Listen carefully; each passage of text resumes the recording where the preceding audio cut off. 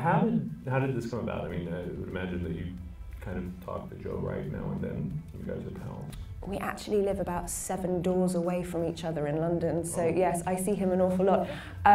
He phoned me up when I was in Germany shooting a film called The Dangerous Method, and he just said, "Anna Karenina?" And I said, "Yes." And he said, "We're only going to do it if Tom Stoppard says yes." And I said, "Okay." And he said, "Okay, I'll phone you back." And he phoned me back about 2 months later and went, "Right, we're on." Like, great. What is it like working with someone who you live 7 doors down from, but also have this experience of doing this over and over again? He's extraordinary. He's somebody who, he is absolutely obsessed by what he does, and he is totally obsessed by the films that he makes, and he requires everybody else to be completely obsessed as well. Does he just walk into a room one day and say, "Okay, there's going to be a stage"?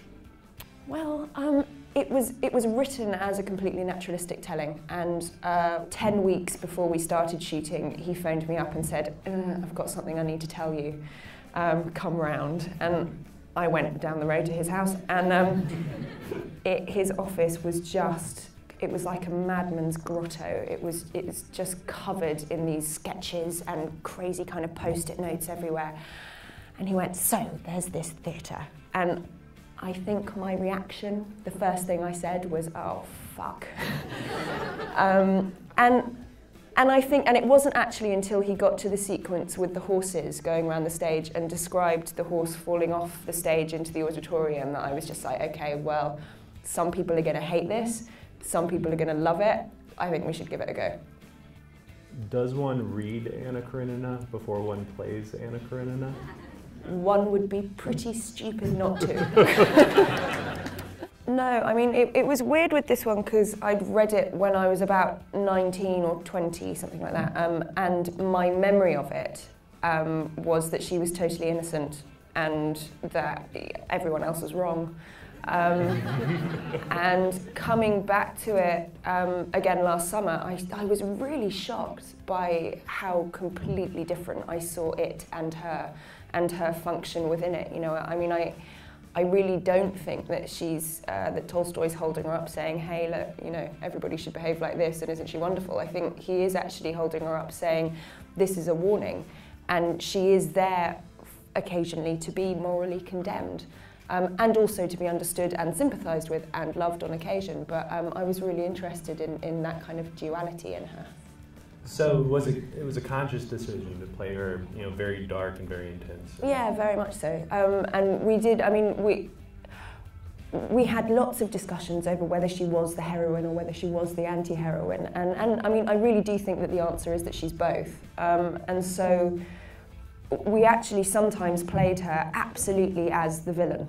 Like, we'd push it to the kind of the furthest that it could possibly go, and then bring her right the way back and play her that she absolutely was the innocent. And then normally we'd find a kind of middle ground for it. What's it like when you pick up a Tom Stoppard script for the first time?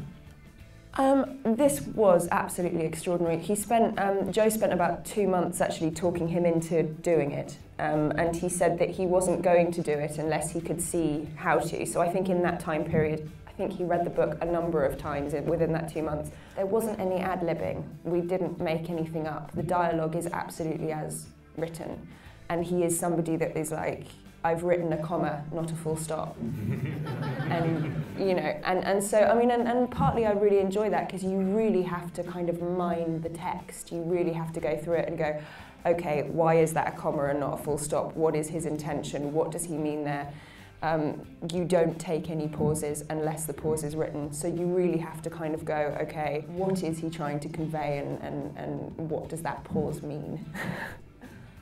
Having the element of the theater and having everything built around that, does it make your performance more theatrical and less filmic?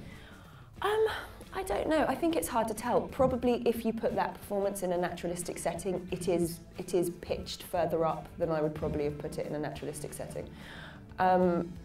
However, you know, the movement is very stylized, and even when it isn't the actual choreographed ball sequence, the movement was all really worked on and sort of choreographed.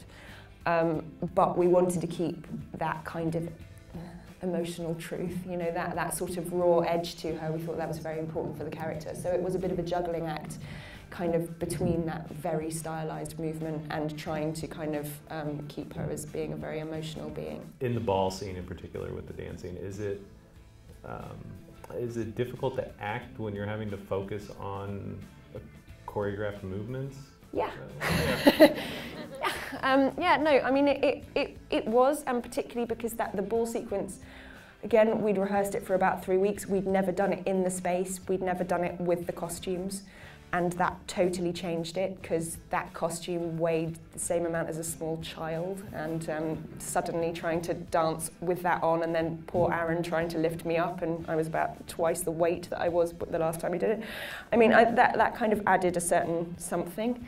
And I think, you know, there was a certain point where we did have to go, okay, you know what, if we get a move wrong, it's going to have to be fine. We've got to actually focus on what is going on between us.